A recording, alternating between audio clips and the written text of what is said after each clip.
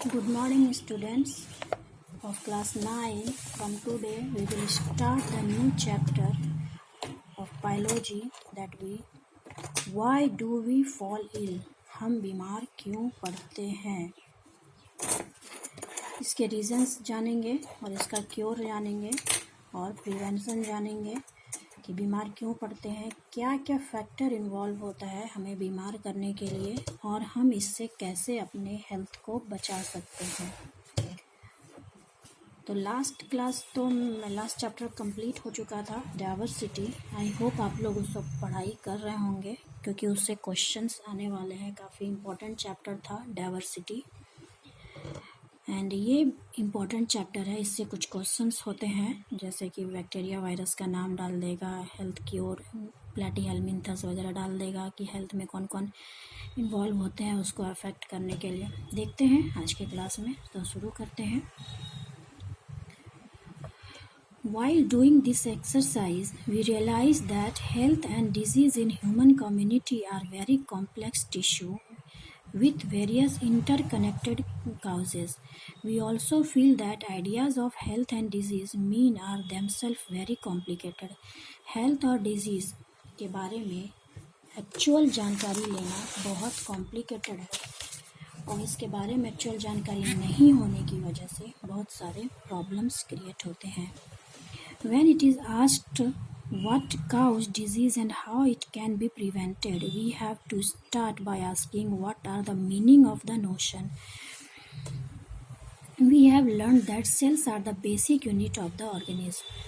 In first class, we already learned the chapter cell, which we know that cell is the basic unit of animals. Basic unit of organism or animals, and same things are there. Cells are made up of number of chemical substances. Cell is made up of number of chemical substances, protein, carbohydrate and lipid. These are the chemical composition of the cell. Protein, carbohydrates, fats और lipid, ये तीन composition है जिससे कि cell मिलके बना होता है। प्रोटीन, कार्बोहाइड्रेट्स और लिपिड, ठीक है। Protein for the health purpose के लिए काफ़ी ज़रूरी होता है, कार्बोहाइड्रेट भी ज़रूरी होता है और फैट में गुड फैट काफ़ी ज़रूरी होता है हेल्थ के लिए। Although the pictures appear quite static, in reality and living cells is the dynamic place. Some things or the others is always going on. Cells move from place to place. Even in cells that do not move, there is repair going on. Every cell repair itself with time to time. हर cell जो होता है वो अपना repair खुद से करते रहता है टाइम टू टाइम। इसीलिए जो सेल्स डेड हो जाते हैं वो बॉडी से बाहर ऑटोमेटिक ख़त्म हो जाते हैं। New cells are being formed. पुराने सेल खत्म होकर के किसका जनरेशन करते हैं? न्यू सेल्स का। इन आवर ऑर्गन्स और tissue there are numerous specialised activity and so on. क्योंकि एक सेल जो होता है वो बहुत सारा फंक्शन करता है, तो जाहिर सी बात है उसमें रीजनरेशन तो होता ही होगा। तो जब रीजनरेशन होगा, न्यू सेल का फॉर्मेशन होगा, तो पुराने सेल तो ऑटोमेटिक डैमेज होकर के रिप्लेस कर जाएंगे न्यू सेल से। The heart is beating, the lungs are breathing and kidney is filtering unit and brain is thinking. ये इन सब में भी तो हर एक सेल में अलग अलग काम होगा। जैसे कि हार्ट काम क्या करता है? बीटिंग करने का। और फिर तुम्हारा लंग्स काम क्या करता है? ब्रीदिंग करने का, सांस लेने का। किडनी काम क्या करता है? Filtration unit. और ब्रेन जो होता है वो थिंकिंग का काम करता है। ब्रेन का बेसिक सेल क्या है? न्यूरॉन। किडनी का नेफ्रॉन। लंग्स का क्या है? ब्रोंकाई, ब्रोंकियोल वगैरह है। हार्ट में जो होता है वो बीटिंग का काम करता है। उसमें कार्डियोवास्कुलर सेल प्रेजेंट होते हैं हार्ट में। All these activities are interconnected. सारे एक्टिविटीज़ क्या है? इंटरकनेक्टेड है। अब जैसे देखिए, हार्ट में जो ब्लड फ्लो होता है वो CO2 भी रिसीव करता है और O2 भी रिसीव करता है। तो इस केस में CO2 जब ब्लड रिसीव करता है हार्ट, तो उसको प्यूरिफिकेशन के लिए कहाँ भेजता है? लंग्स में। तो दैट मीन्स हार्ट और लंग्स कनेक्टेड है एक दूसरे से। और जब प्यूरिफाइड ब्लड लंग से हार्ट में जाता है, फिर हार्ट से होते हुए जब किडनी में जाता है तो किडनी को भी ब्लड चाहिए प्यूरिफिकेशन के लिए. तो all organs are interconnected because all activities are interconnected. For instance, if the kidneys fail to filter urine, poisonous substances will accumulate. जब किडनी अगर फेल हो जाता है यूरिन को फिल्टर करने में तो हम बॉडी में यूरिक एसिड का फॉर्मेशन बढ़ने लगता है. वही जो है पॉइजनस सब्सटेंस है जो बॉडी में एक्यूमुलेट होने लगता है, मीन्स जमा होने लगता है. Under such condition the brain will not be able to function properly. इस सिचुएशन में जो होता है वो ब्रेन प्रॉपरली फंक्शन नहीं कर पाता है.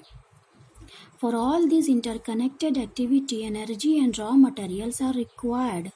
Food is the necessity for the proper functioning of cell and tissue. तो सेल और टिश्यू के प्रॉपर फंक्शन के लिए फूड बहुत इम्पॉर्टेंट थिंग होता है. Anything that prevent proper function of the cell and tissues will lead to a lack of proper activity of the body. अगर ये फूड टाइम टू टाइम नहीं मिलेगा तो बॉडी एक्टिविटी प्रॉपर फंक्शन नहीं कर पाएंगे क्योंकि सेल और टिश्यू अपना फंक्शन प्रॉपरली नहीं कर पाएंगे. It is in this context that we'll discuss in the notion of the health and disease. Next topic is the health and its failure and significance of health. Why health is necessary for human being or animals. वैसे भी एक quotes है, health is wealth. If your health is good, then you earn wealth properly. Then the significance of health. We all have heard the word health used quite frequently by the pupil. We use it ourselves as well. When we say things like, my grandmother's health is not good, our teachers use it when they scold us saying this is not a healthy attitude. What does the word health means? If you think about it, then we realize that it always implies the idea of being well. Idea of being well. जब तुम कहते हो कि grand माँ healthy नहीं है, उसका health ख़राब है, तो उसमें हेल्थ का क्या मतलब है. और कोई टीचर अगर कहती है कि this is not your healthy attitude, तो उसमें हेल्दी एटीट्यूड का क्या मतलब है. ओवरऑल मतलब ये निकलता है being well means health is equal to being well. We can think of this well being as effective functioning for our grandmothers. Their ability to go out to the market or to visit neighbors is being well, and if they fail to do so, such thing is considered to be poor health. अगर तुम properly सारा काम कर रहे हो, हर काम को सही टाइम पे सही तरीके से अंजाम दे रहे हो, तो your health is good. But if it was not going properly, means health is in bad condition. Being interested in following the teaching in the classroom so that we call understand the world in call healthy attitude. मतलब in the classroom if we present with the whole concentration and listen the teachers teaching activities, and that we call the healthy attitude because your whole body with perfect mind involved in the classroom. Health is therefore a state of being well enough to function well physically, mentally, and socially. Health is the combination of physically fit, mentally fit, and socially fit. This combination is called healthy attitude, healthy bodies, or healthy living style. Next is the personal and community issue which both matter for health. If health is the state of physical, mental, and social well-being, it is not something that each one of us can achieve entirely on our own. The health of all organisms will depend on their surrounding or their environment, which includes the physical environment. So, for instance, health is at risk in a cyclone in several ways. Health जो होता है वो affected होता है आपके आसपास के environment और सराउंडिंग की वजह से. अगर आसपास का सराउंडिंग हेल्दी है then you are also in healthy position और फिजिकली और mentally. But if the environment is not properly, then your health is in risk. For example, अगर किसी को साइक्लोन में छोड़ दिया जाए, आंधी तूफान में छोड़ दिया जाए, तो उसका हेल्थ प्रॉपरली नहीं होगा। वो तालाब में डाल दिया जाए और अगर वो खुद को अपने आप को बचाना नहीं जान रहा है तो उसका भी हेल्थ प्रॉपरली नहीं काम कर पाएगा। But even more importantly, human being live in societies. The social environment therefore is very important factor in our environment individual health. People live in village, town or cities. In such places, even their physical environment is decided by their social environment. Human आदमी का physical environment उसके social environment से decide किया जा सकता है। अगर उसको हेल्दी लाइफ स्टाइल मिला है तो health is always good. But अगर किसी भी गरीब परिवार को हेल्दी लाइफ स्टाइल नहीं मिला है, that means their health is not good. Suppose there is no agency to ensure that garbage is collected and disposed. अगर कोई ऐसा एजेंसी ना हो कि गार्बेज को कहाँ कलेक्ट किया जाए, कहाँ डिस्पोज किया जाए, तो क्या वो हेल्दी लाइफ दे सकता है? No. What would happen if no one is ready to take responsibility for clearing and draining the ensure that water does not accumulate in the street or open spaces. So if there is a large quantity of garbage thrown in our street, or if there is an open drain water lying stagnant all around where we live in, the chances of poor health increase manifold. Therefore public cleanliness is very important for individual health. So साफ सफाई बहुत ज़रूरी है स्वास्थ्य बनाए रखने के लिए।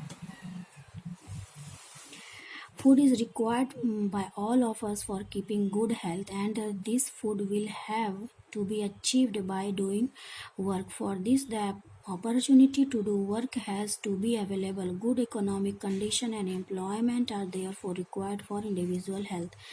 तो गुड इकोनॉमिक कंडीशन होना चाहिए, एम्प्लॉयमेंट होना चाहिए, मतलब सोर्स ऑफ इनकम अच्छा होना चाहिए, तभी हेल्थ अच्छा हो सकता है। In order to healthy is true sense, we are required to happy. If we mistreat each other and afraid of each other, it will not possible to us to happy or healthy. अगर हम किसी के साथ दुर्व्यवहार करते हैं और किसी से डरते हैं तो हम हेल्दी नहीं हैं, क्योंकि हम लोग मेंटली डिस्टर्ब्ड हैं। Social equality and harmony are therefore essential for individual health. Social equality मतलब समाज में दूसरे का बराबरी और मेल मिलाप जरूरी है। We can think of several other such examples of connections between community issues and individual health. तो इस बारे में सोच सकते हैं कि कम्युनिटी इश्यूज़ क्या क्या हैं और इंडिविजुअल हेल्थ के बारे में चर्चा कर सकते हैं। कल हम देखेंगे distinction between healthy and disease free life. Thank you for today. Have a good day.